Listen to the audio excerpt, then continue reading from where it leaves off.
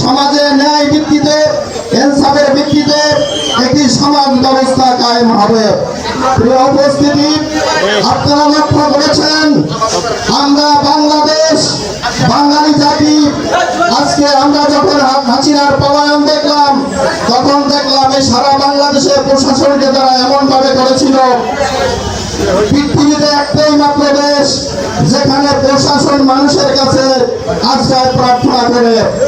আমরা একটি মাত্র দেশ যেখানে 300 এমপি একবারে পলায়ন করেছিল। আমরা এইরকম সংস্কৃতি, এইরকম শাসক চাই না যারা পদত্যাগের পরে তাদের বাসা বাড়ি থেকে পালিয়ে যেতে হয়। আমরা চাই এ দেশটা সুন্দরভাবে চলুক। আমরা চাই এদেশের সর্বস্তরের মানুষ, মুসলমান, হিন্দু, বৌদ্ধ, খ্রিস্টান যারা রয়েছে, সবাই শান্তিতে কাঁধে কাঁধ মিলে বসবাস করুক। আমরা দেখতে পাচ্ছি ইসলামী আন্দোলন বাংলাদেশ এই দায়িত্বটি কাঁধে নিয়ে সর্বসময় মানুষের পাশে ছিল। আমরা দেখেছি যখন 5ই আগস্টের পরে খুনি হাসিনা পলায়ন করেছিলেন, তখন বাংলাদেশের প্রশাসনিক ব্যবস্থা ভেঙে পড়েছিল।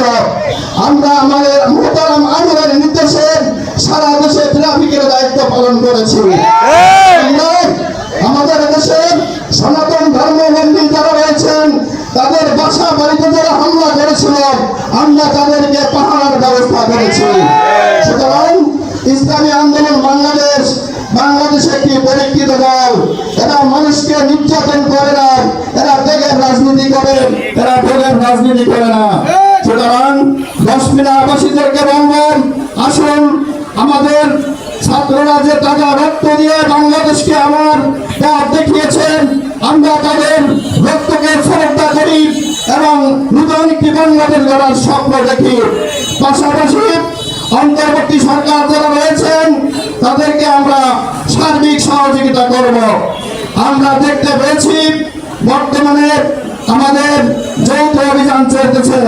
প্রথম দিকে দেখলাম কিছু দুষ্কৃতিকারীদেরকে, মন্ত্রী এমপিদেরকে ধরা হয়েছে, কিন্তু এখন যেন কেমন সেটা স্থগিত হয়ে গিয়েছে।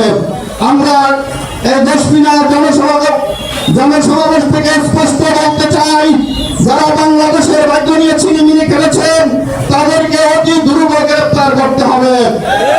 সামনে যে নির্বাচন ব্যবস্থা রয়েছে, যারা রাষ্ট্রের সম্পদ কোটি কোটি হাজার হাজার টাকা বিলিয়ে নিয়েছেন, যারা হাজার হাজার কোটি টাকা আত্মসাৎ করেছেন, তাদেরকে নির্বাচনের অধিকার থেকে তাদেরকে বাদ দিতে হবে, তাদেরকে নির্বাচনের অযোগ্য ঘোষণা করতে হবে।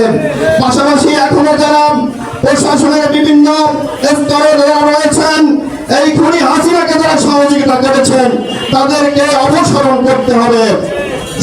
উপস্থিতি আমাদের জেলা নেতৃবৃন্দ আরো বক্তৃতা দেবেন। সুতরাং আমি 10 মিনার জেলাবাসীকে আহ্বান জানাবো, আসুন আমাদের ছাত্র জনতা যেভাবে আমাদের জন্য একটি সুন্দর দেশের স্বপ্ন দেখিয়েছেন, আসুন ইসলামী আন্দোলনের পতাকা তলে আসুন।